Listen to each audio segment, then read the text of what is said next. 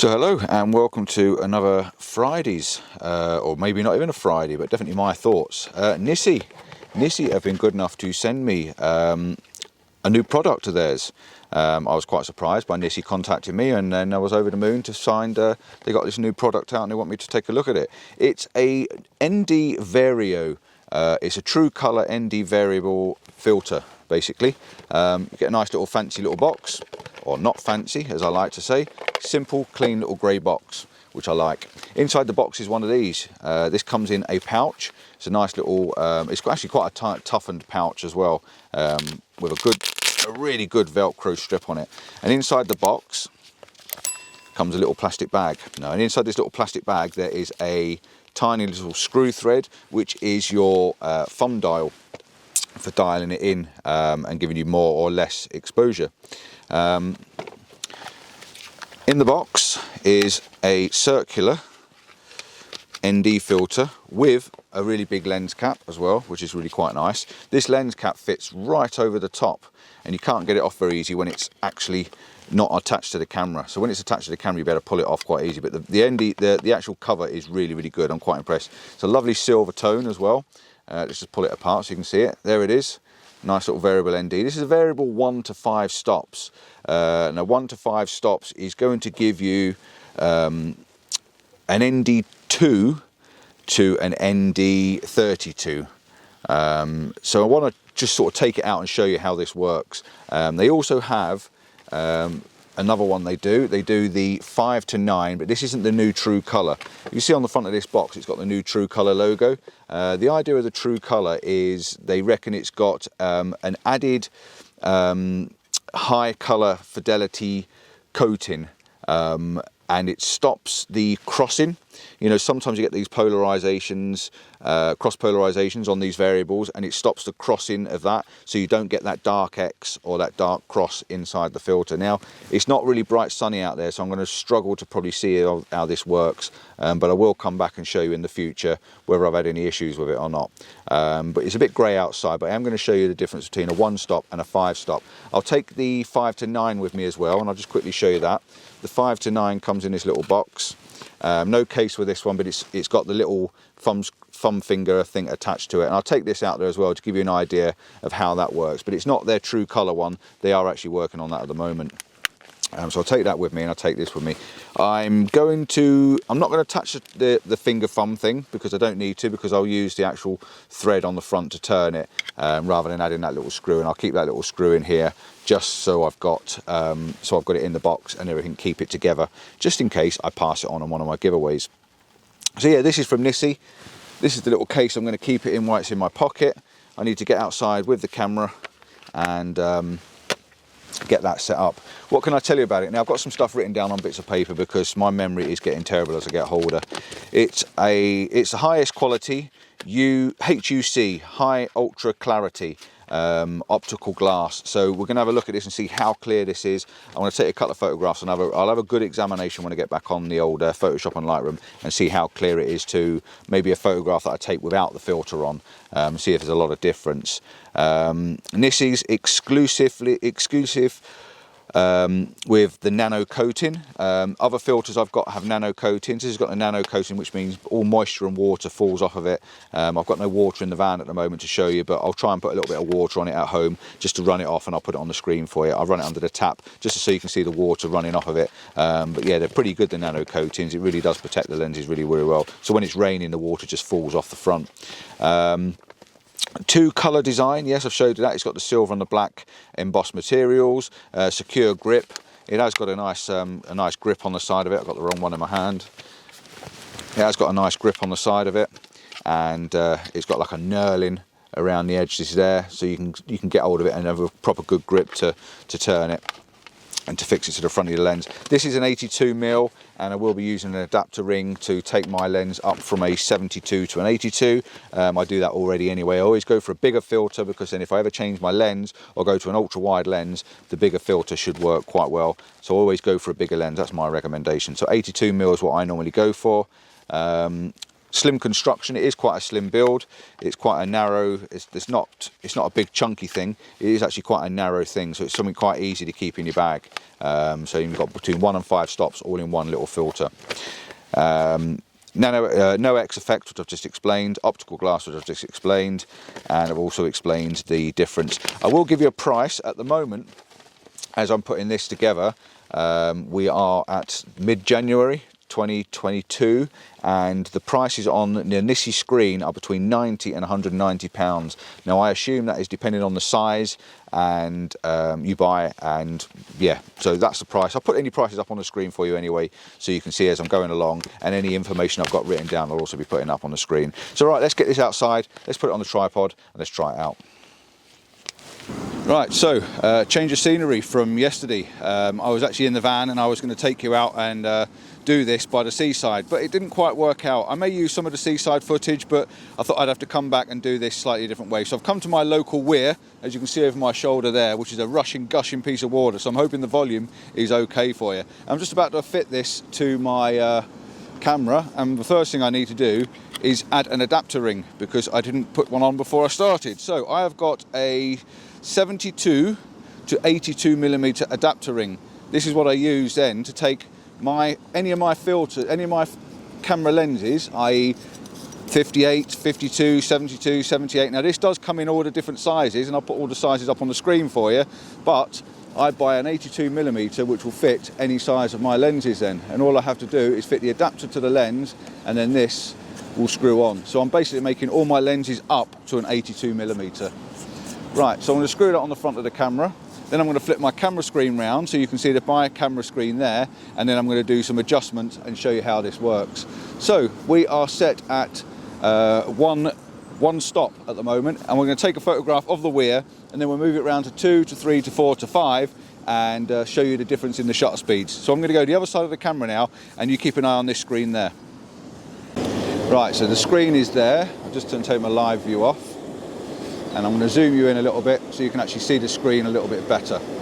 Okay, so the screen is here. I'm hoping that you can see on the bottom of the screen, just about there, we have a shutter speed. I'm just trying to get the screen in such a position where you don't get glare on it there. We've got a shutter speed there of 40th of a second, and I'm going to focus on the first waterfall and take the photograph. This is with the filter set to 1 stop. And what I want to try and do is show you the colour cast. I'm going to compare it with some others, and I'm going to compare the different shutter speeds. So that was 1 stop at 40th of a second, f4. I'll tell you what I'm going to do. I'm going to take that f4 and get it back off of auto, which is on the top there. I'm going to go back to f11 or f8, because that'll stop the light down a bit more. Right, we're going to go to f8, as you can see there. We're now on 10th of a second. We're going to do the same thing, 2-second timer, take a photograph, and that'll give you a relatively slight bit of movement in the water. Okay, these filters are brilliant for doing waterfalls. We're then going to go to 2 stops, which is there, and you'll see that the shutter speed has now changed to a 1/5 of a second. Same again, I've not changed anything else. No focusing, no f-stops changed. That was a 1/5 of a second, so that actually gives us a little bit more movement in the water. I'm then going to go to 3 stops, do the same again. That was definitely a lot longer, because that was a third of a second. Then we go to the 4th stop. That's going to give us 1.6. That was definitely quicker or longer. And then we go to maximum, max it out at 5. And this should definitely give us a little bit longer and a lot more movement in the water. So that was giving us 1.3 seconds, and you'll see the difference when I put them up on the screen between that one, the one before it, the one before that, the one before that, and the one before that. And you're getting more movement, or a more static image as you go through the images. So that's what that does. That's a way of varying your shutter speeds. And what I want to do now, and that's very easy to do, I'm going to take you around the front now and show you what it is we're doing on the front of the camera.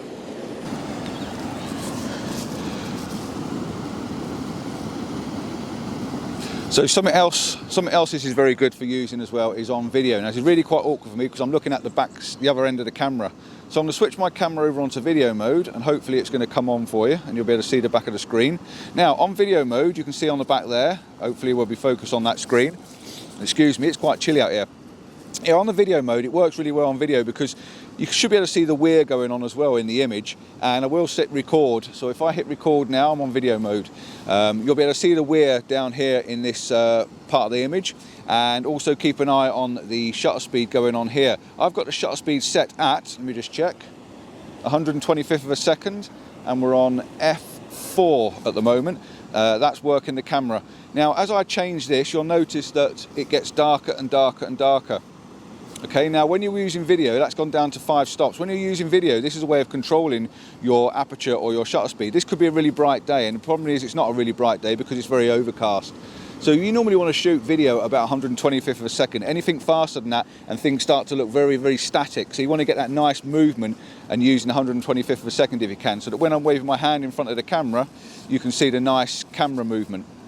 Now, when it's really bright light and you've got a camera set to f4 or f5 or something like that, it's really difficult to get the light to actually work, and it's really difficult to get the right shutter speed, because your shutter speeds will be up to like 200, 300, 400 for a second. So by putting on a filter like this, you can adjust this very quickly, drop it down to 5 stops or even 4 stops or 3 stops, and then readjust your aperture to suit the equation. Now at the moment, like I say, I've got 25th of a second. The image is really quite dark in here and you can't really see my hand. So what I would do then, to making sure I'm going the right direction for you, is I would slow my shutter speed down. Now keep an eye on that, and you'll see I'm slowing my shutter speed down, hopefully.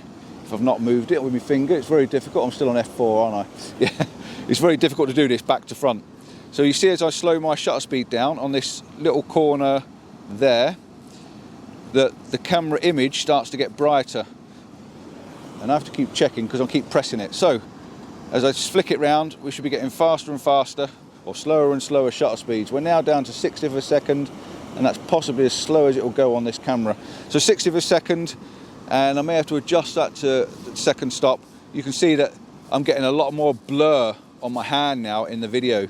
You can see my hand's very blurry. So if I go back to 1 stop, it then becomes sort of a bit overexposed. So I would have to adjust my shutter speed then back up to 125th of a second, which is around there, and that's giving me a bit more of a smoother hand. And that's how the shutter speed works with your video camera. So it's really, really a good filter for using on your video cameras. Right, what I'm going to do now is I'm going to drop this down to 5. I'm going to take a shot at 5, and I'm going to put a 6 stop on. I know it's very close on the exposure, but I want to try and give you a color cast. Let's just stop video on there and go back to stills. I want to give you the color cast and show you how the color cast may work with this and other filters. I've got 2 other filters to try and do a bit of a comparison. So I'm going to take a shot with this. I'm going to go back behind the screen, swap the filters over, and give you an idea of the color cast. Okay, so I'm now back behind the camera again, and I want you to keep an eye on what's going on the screen. So we're at f8 at the moment, 1.3 seconds, and I'm going to get the camera just set a little bit better. Go as wide as I can. Got a wide angle lens on, but we want to try and take in everything. I know the picture's not pretty, but I want to try and get in these colours of the greens and the water reflection and maybe a bit of the fence and stuff like that. We'll just try and get a general image of everything that's going on. Right, so we are on 5 stops. I'm going to take this image on 5 stops. 2-second timer is on. Focused on the water just in front there. And then I'm going to take that image.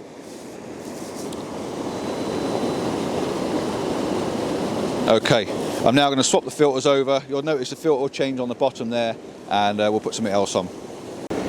Okay, I've got another filter, but I haven't brought the right adapter. I picked up the wrong size. But what I'm going to do is I'm going to hold it on myself. So it's giving you the same shutter speed as 1.3, 1.4 seconds. So again, I'm going to do the same difference with this one. This one is a different filter. So we're just going to see if there's any difference in the colour between the first one and the second one. I'm just going to change to the next filter and we'll have another go. Right, so I've just changed my filter over again. I've got another one on now, and hopefully we'll be able to tell the difference between the 3 filters, whether there's any actual colour cast, because the NISI claim that they're a real true colour. The only difference with this one is it's gone to 3 seconds, because this is a 6 stop and not a 5 stop, so we've added an extra stop to it. So that's us done. We're now going to move back to the computer, and I'll see you on the computer, and hopefully we'll do a bit of a colour cast. Right, so I'm back at home and I'm back in front of the computer screen. I've had a bit of a look at the images, and the three images I've brought up are pretty much exactly the same. I'm going to put all three images up on the side of the screen for you so you can have a look at them. There isn't any colour difference in all three of them. They're all exactly the same. They virtually can't tell the difference between them. So NISI has done a really good job on the filter. I'm very pleased with it. I think it's really quite nice. If you want something that's nice and easy and lightweight, so you've got a variable filter, you can just adjust between 1 and 5, and when they bring out the new 5 to 9, you can have 2 filters and it'll cover a full range. I will do some extensive testing when the sunlight is really bright to see if I do get any of that crossing effect, because filters, variable filters, do suffer with that greatly. I've had it on many filters in the past, so it would be interesting to see if they've cured it. What it is, it's the cross polarization. As the 2 filters darken, sometimes it crosses when the way the light catches it. So hopefully it's cured. Yeah, I do landscape videos on a Wednesday and a Sunday. Please check them out, and until next time, do like and subscribe and all the usual stuff, and until the next little gadget comes through the post and I can play with something and show you something. Ciao for now, see you soon, and yeah, don't forget to leave us a comment. Tell us what you think and what sort of filters do you use, why do you use them, and do you use variables? I'd be interested to know if you do. Cheers, bye bye.